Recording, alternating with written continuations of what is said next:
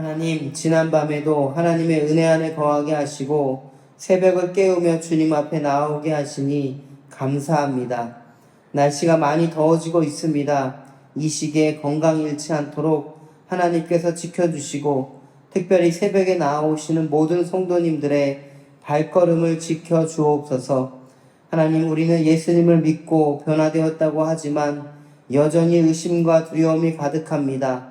세상의 무게에 짓눌려 하나님을 온전히 바라보지 못하는 저희들의 모습을 용서하여 주옵소서. 복음을 듣고 안다고 하면서도 복음을 잊어버리며 살았던 저희들입니다. 이제는 예수 그리스도 안에서 새로운 정체성을 깨닫고 하나님의 사랑을 받는 성도로 살아가게 하여 주옵소서. 하나님, 이 시간 우리 성도님들을 위해 기도합니다. 요양병원에서 부모님을 먼저 떠나보낸 가정 주님께서 위로하여 주시고 그 가정 위에 하나님 함께하여 주옵소서. 또한 항암 치료와 수술 그리고 여러 가지 검사와 또 검사 결과를 앞두고 계신 분들, 그리고 계속되는 치료 가운데 있는 분들 주님께서 함께하여 주옵소서. 특별히 모든 순간 속에서 하나님께서 함께 하셨음을 고백하며 또 그 가운데 하나님의 모든 그 과정 가운데 치료 가운데 예수 그리스도의 십자가의 보혈의 피로 깨끗게 하여 주옵소서. 눈보다 더 이게 하여 주옵소서. 하나님을 만났던 첫사랑을 기억하며 어떤 순간에도 주님께 감사의 고백을 드릴 수 있게 하여 주옵소서. 출산의 기쁨을 맞이한 가정이 있습니다.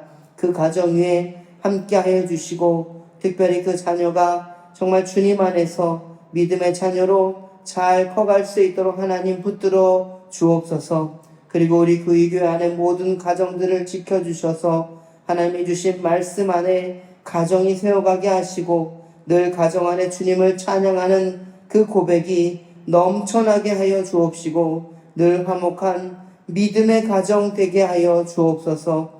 홀로 살아가시는 분들도 주님께서 그분들의 삶도 지켜주시고 주님이 함께 하시기에, 그리고 교회 공동체 안에서 모두가 한 가족이기에 서로 교제하며 위로받으며 은혜 누리며 살아가게 하여 주옵소서. 이번 주는 중고등학교의 시험 기간입니다. 특별히 우리 자녀들 지켜주시고 도와주셔서 공부했던 것 잘 시험을 통해서 펼쳐낼 수 있도록 하여 주옵소서. 특별히 시험으로 스트레스 받지 않도록 하여 주시고 늘 영역의 강건함으로 학업의 모든 과정들을 잘 이겨낼 수 있도록 하여 주옵소서. 또한 함께 마음 졸이는 우리 부모님들도 지켜주시고 기도하며 나아가는 그 마음 가운데 주님께서 붙들어 주옵소서. 이 시간 구의교회를 위해 기도합니다. 구의교회를 이끄시는 담임 목사님 늘 붙들어 주시고 영육의 강건함을 주시고 성령의 충만함으로 목양과 목회의 사명을 감당하게 하여 주옵소서. 또한 교육자들도 붙들어 주시고 그 성령의 충만함으로 또 여름에 지치지 않도록 각자의 목양과 목회의 사역 위에 늘 하나님께서 함께하여 주옵소서. 구의교회를 섬기시는 국장님과 팀장님 그리고 모든 재직분들 한 분 한 분 지켜 보호하여 주옵소서. 모든 부서와 팀이 합력하여 선을 이루게 하여 주옵시고 특별히 여름 사역을 준비하고 있습니다. 준비하는 미중국과 청년국 가운데 함께하여 주옵소서. 여름 사역을 통해서 참여하는 영유아 유치, 유년, 소년, 청소년, 청년들이 하나님을 진심으로 만나게 하여 주시고 준비하는 우리 국장님과 부장님과 모든 교사분들 주님께서 함께하여 주옵소서. 또한 모든 성도님들도 함께 기도하며 우리 구의교회 여름 사역이 점점 더 주님 안에서 성장하고 부흥되게 하여 주옵소서. 이 시간 귀한 예물 드리는 손길이 있습니다. 그 손길 위에 늘 하나님의 사랑이 함께하여 주시고 기도의 제목에 응답하여 주시고 늘 나누고 베푸는 삶, 승리하는 삶을 살게 하여 주옵소서. 말씀 가운데 함께 하시며 우리와 늘 함께 거하시는 하나님을 바라보게 하여 주옵소서. 감사드리며 이 모든 말씀 예수님의 이름으로 기도드립니다. 아멘. 오늘은 로마서 1장 1절부터 15절까지의 말씀입니다. 특별히 오늘 본문 로마서 1장 1절부터 7절까지의 말씀을 함께 읽어보도록 하겠습니다. 로마서 1장 1절부터 7절입니다. 예수 그리스도의 종 바울은 사도로 부르심을 받아 하나님의 복음을 위하여 택정함을 입었으니 이 복음은 하나님이 선지자들을 통하여 그의 아들에 관하여 성경에 미리 약속하신 것이라. 그의 아들에 관하여 말하면 육신으로는 다윗의 혈통에서 나셨고 성결의 영으로는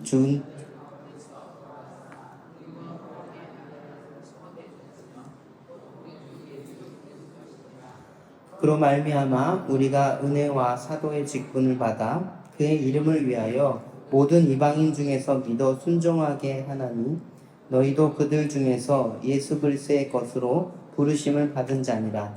로마에서 하나님의 사랑하심을 받고 성도로 부르심을 받은 모든 자에게 하나님 우리 아버지와 주 예수 그리스도로부터 은혜와 평강이 있기를 원하노라. 아멘.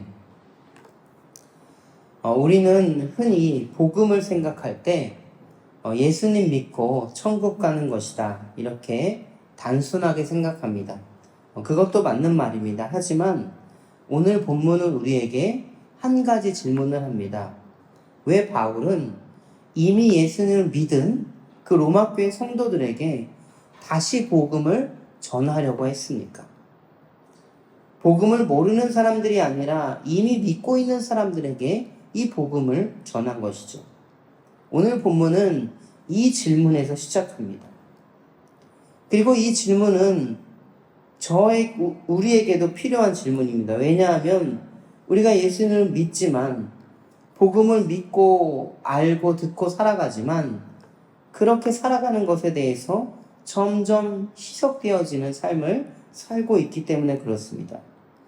로마서는 바울이 세운 그 교회, 바울이 직접 세운 교회가 아닙니다.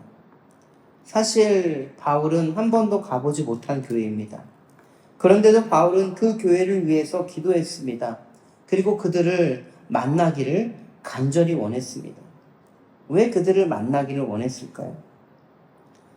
오늘 본문의 1장 15절에 보면요. 그러므로 나는 할 수 있는 대로 로마에 있는 너희에게도 복음 전하기를 원하노라, 이렇게 이야기합니다. 이미 믿은 성도들에게 복음 전하기를 원한다고 바울은 이야기합니다.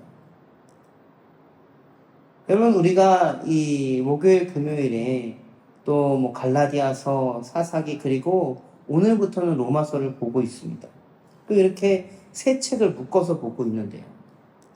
여러분, 한번 정리를 해보면 이 갈라디아서에서는 다른 복음은 없다, 이렇게 사도 바울이 이야기해 놨죠. 왜냐하면 이 갈라디아 지방의 교회들이 이 복음을 왜곡시킵니다. 복음에다가 무언가를 더해서 이야기하기 때문에 그렇죠. 그리고 우리가 살펴본 사사기에서는 자기 소견이 옳은 대로 행동하면서 하나님을 잊어버리고 그 자기 중심에 하나님이 아니라 자기 자신이 있음을 보았습니다. 그럼에도 하나님께서는요, 포기하지 않으셨죠. 사사들을 보내시고 구원자들을 보내셨다는 겁니다.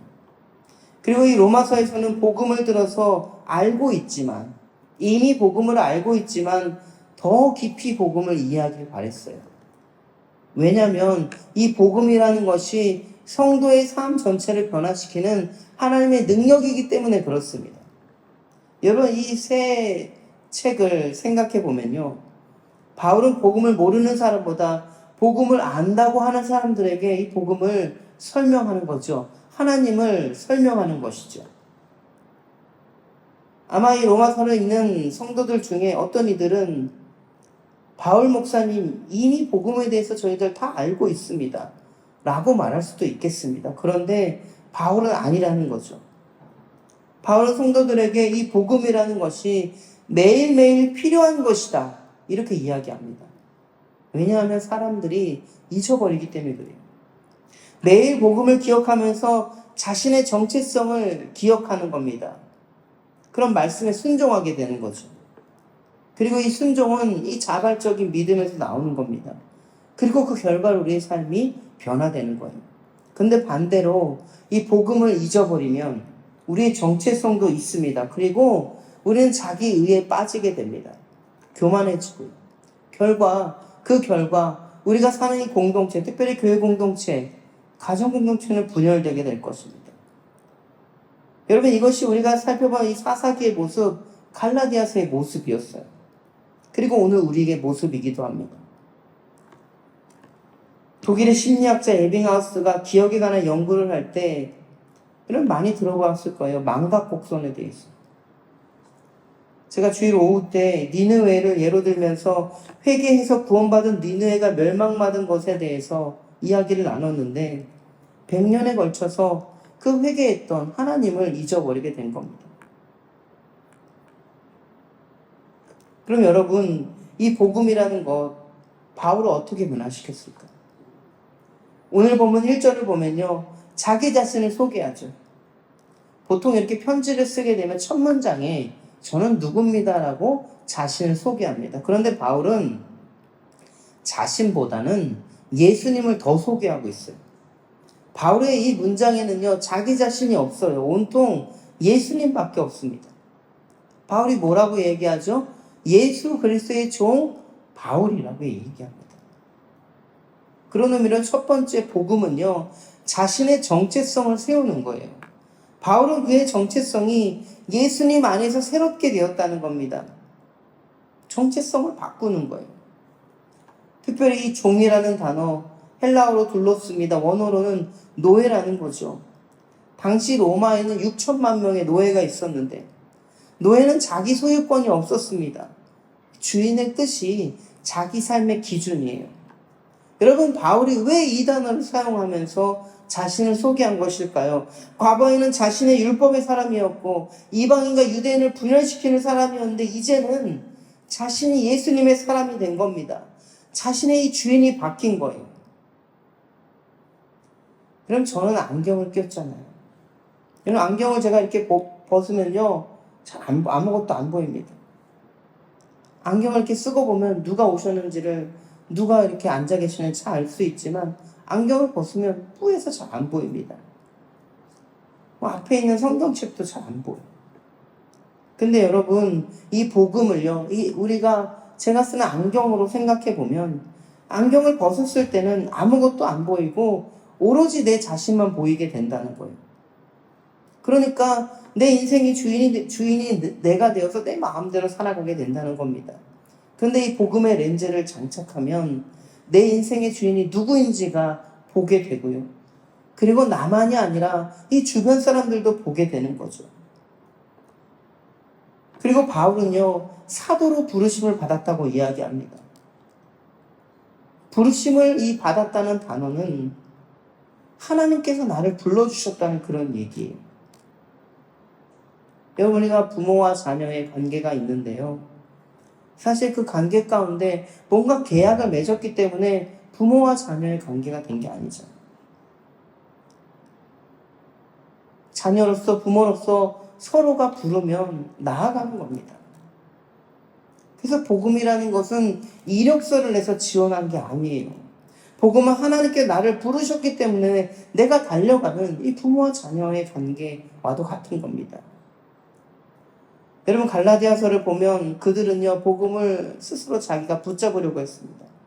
그래서 율법을 붙잡고 자신의 행동을 통해서, 자신의 의를 통해서 이 복음을 완성시키려고 했어요. 그래서 바울은 이 로마서에서 하나님께서 우리를 부르셨다, 하나님께 우리를 붙들어 주셨다, 그 부르심에 대해서 이야기합니다. 그런 의미에서 이 신학이라는 것은 내 결심보다 하나님의 그 부르심이 먼저라는 거예요. 그리고 바울은 자신이 택정함을 입었다. 이 택정함을 입었다는 말은 구별되었다는 겁니다. 바울은 원래 바리새인들이에요. 바리새인은 구별된 사람이라는 뜻입니다. 그러나 이제 바울은 율법이 아니라 복음을 위해서 구별된 사람이 되었다는 겁니다. 그래서 복음이라는 것은 자신의 정체성을 세워나가는 겁니다. 두 번째, 이 복음이라는 것은요, 우리의 중심을 다시 세우게 되는 거예요. 새로운 종교가 아닙니다. 여러분, 2절부터 보면요, 이 복음은 하나님이 선지자들을 통하여 그의 아들에 관하여 성경에 미리 약속하신 것이다. 이렇게 이야기하고 있어요. 창세 전부터 이미 준비가 된 겁니다. 복음은 갑자기 등장한 게 아니에요. 성경 전체가 기다렸던 그 이야기였습니다.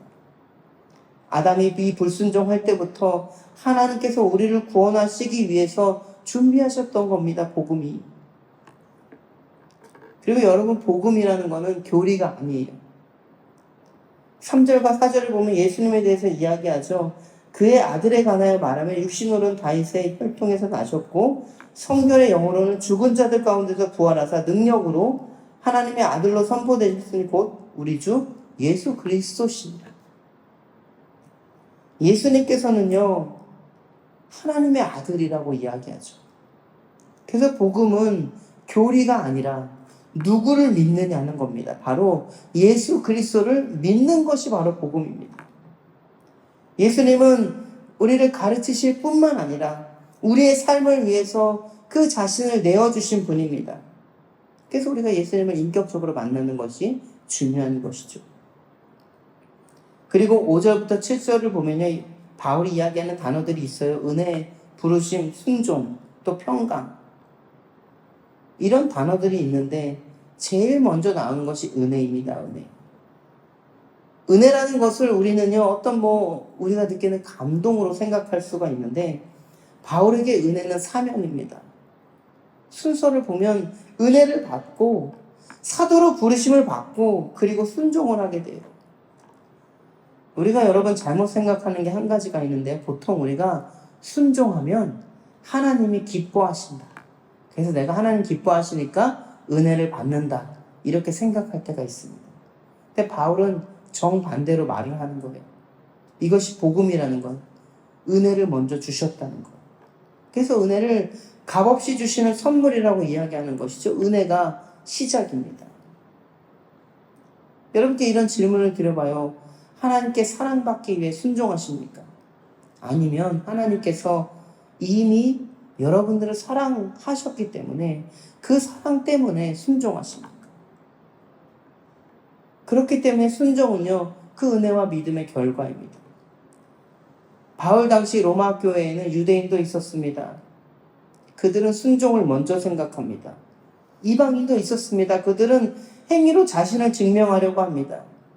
그래서 바울은 은혜와 이 믿음이 먼저고 순종은 그 열매라고 이야기를 합니다.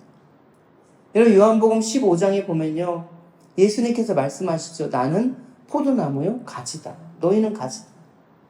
가지가 포도나무에 붙어 있으면 열매를 많이 맺는다고 말씀하십니다. 이 열매는 억지로 맺는 게 아니죠. 가지에 붙어 있으니까 저절로 열매를 맺게 되는 겁니다. 그렇기 때문에 우리가 이방인이든지 유대인이든지 한 부르심, 그 예수 그리스도 안에 있다는 것을 바울이 이야기하는 거예요. 그러면서 복음은 이 정체성을 세우고 우리를 다시 세워나가는 겁니다. 그리고 우리가 선택한 것이 아니라 하나님께서 우리를 선택하셨다고 말을 하죠. 여러분, 우리가 선택하면 우리는 하나가 될 수가 없습니다. 왜냐하면 선택의 기준이 다 다르기 때문에. 그런데 하나님께서 우리들을 선택하셨기 때문에 우리는 하나가 될 수가 있다는 거예요. 그리고 하나가 된 우리들은 하나님의 사랑하심을 받은 자들이라는 겁니다. 여러분, 이 말은 이 주기도문에서 고백한 것처럼 우리 아버지가 되신다는 거예요. 나만의 아버지가 아니라 옆에 있는 사람의 아버지도 되신다는 겁니다. 이 개념을 확장하다 보면 심지어 내가 미워하는 사람의 아버지도 되신다는 거예요. 그것이 바로 우리 아버지, 우리의 개념이에요. 바울은 복음 안에서 우리들은 모두 다 하나님 사랑을 받는다고 이야기하죠. 이는 나 혼자만을 가리키는 것이 아닙니다. 옆에 있는 분들, 그리고 저 너머에 있는 분들, 우리 모두를 가리키는 말이에요. 예수님께서 세례를 받을 당시 하늘에서 음성이 내려옵니다. 이는 내 사랑하는 아들이다. 하나님께서 예수님께서 하셨던 그 사랑의 말씀을 우리에게도 하시는 겁니다. 그리고 성도라는 것은 구별된 사람이죠. C.S. 루이스는 순전한 기독교에서 이런 얘기를 해요. 하나님은 당신이 조금 더 나은 사람이 되는 것에 만족하지 않습니다. 하나님은 당신을 새로운 사람으로 만드시기를 원합니다.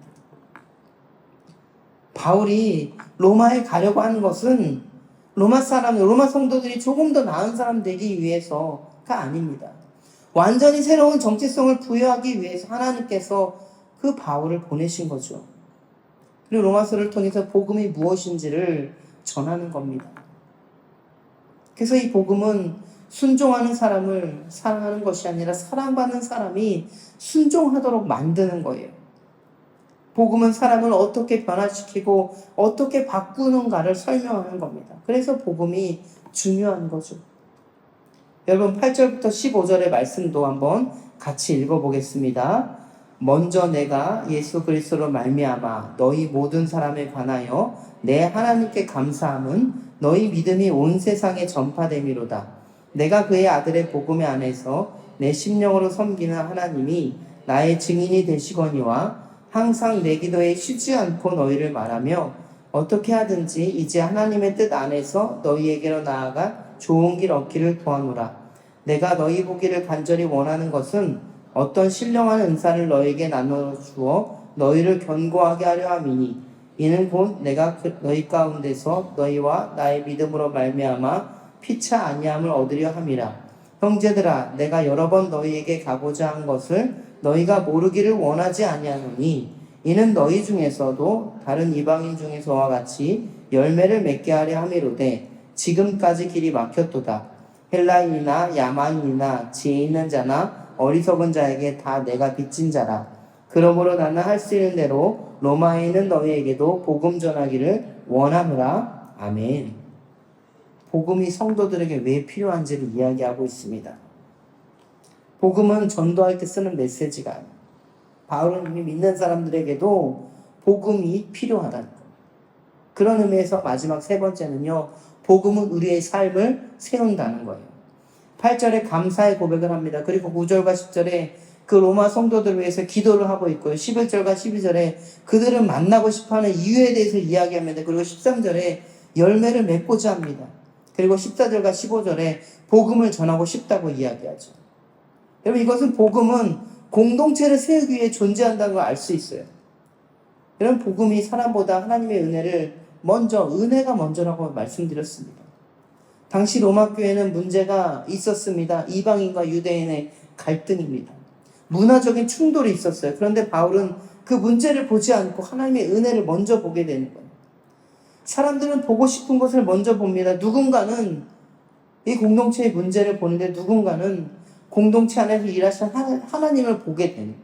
바울은 그 후자를 선택한 겁니다. 그런 의미로 복음 안에 있는 사람들은 이 교회 공동체를 바라볼 때 부족함이 아니라 하나님께서 지금도 역사하고 계시다는 사실을 바라보는 거죠. 그리고 바울에게 복음은 그 도구가 아닙니다. 살아가는 공간이에요. 중요한 이 공간입니다. 우리는 복음을 주일에 듣는 말씀으로 생각하기 쉬운데 그러나 복음 안에서 기도하고 복음 안에서 사역하고 복음 안에서 살아가는 것입니다. 복음은 행사의 주체가 아니라 삶의 환경입니다.